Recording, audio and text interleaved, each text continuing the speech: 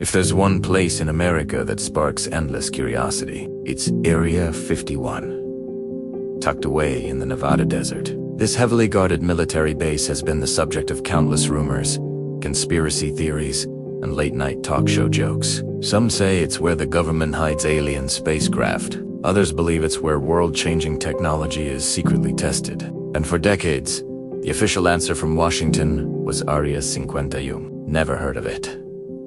So today, we're going to pull back the curtain. What is Area 51 really? What parts of the mystery are grounded in truth? And what belongs to the world of myth? Before we start, picture this. Miles of desert, a road leading to nowhere, warning signs that tell you to stop or risk being arrested, and cameras watching your every move. No trespassing, no exceptions. For years, even pilots flying overhead were told the airspace didn't exist. And yet, it does, and it might be the most famous secret base in the world. Let's rewind back to the 1950s. The Cold War is at its peak. The United States is in a high-stakes race against the Soviet Union, not just in space, but in intelligence. America needs eyes in the sky. Out of this need, a program is born, the U-2 plane, capable of flying higher than any aircraft before it. But testing such a revolutionary machine requires a place so remote, so secret, that no one would stumble upon it. That place was Groom Lake, a dried-up salt flat in Nevada. This is where Area 51 began. From the start, secrecy was the entire point. Engineers, scientists, and pilots worked out of temporary buildings, operating under the highest classification. For them, secrecy wasn't just about national security, it was survival. If the Soviets knew what was happening at Groom Lake, they could adjust their defenses. And so, Area 51 became the perfect cover story. The government officially denied it even existed, while at the same time pouring billions into its development. This is the part of the story most Americans didn't know until decades later. For years, even mentioning Area 51 sounded like a conspiracy theory. The name itself was a kind of code, a vague designation on a government map. It wasn't until 2013 that the CIA finally admitted, yes, Area 51 is real. By then, the legend had already grown far beyond reality. So where do the aliens come in? For that, we have to jump back even earlier, to 1947. In Roswell, New Mexico, a rancher reported mysterious debris scattered across his land. The Air Force initially called it a flying disc, only to quickly retract the statement and claim it was just a weather balloon. But the damage was done. The word UFO entered the American imagination, and the connection between Roswell and government secrecy has never gone away. Here's where myth and fact start to blend. By the time Area 51 became known in the 1980s, UFO enthusiasts were convinced it was the storage site for the Roswell wreckage. Some even claimed alien bodies were hidden there, studied in underground labs. Hollywood loved the idea. Movies like Independence Day and TV shows like The X-Files cemented Area 51 as the ultimate alien warehouse in pop culture.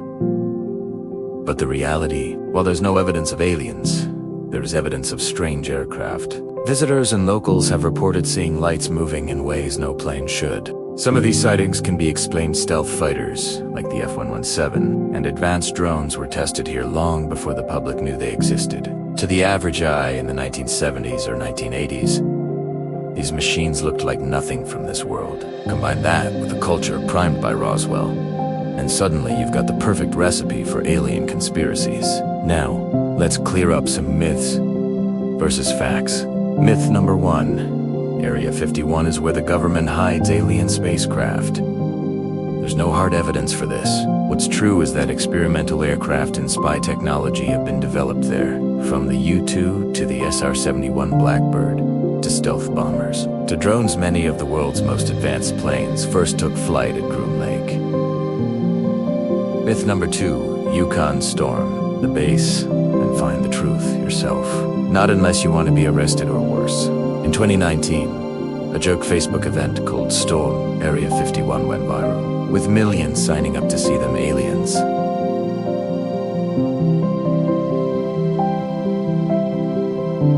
The Air Force was not amused. They warned that the base is an active military site and trespassing is illegal. In the end, the event turned into more of a desert festival, but it reminded everyone just how tightly guarded Area 51 still is. Myth number 3. The government denies Area 51 exists. Well, this one was true up until 2013. That's when declassified CIA documents finally acknowledged the site, though they framed it as a testing ground for a Cold War aircraft, not alien tech.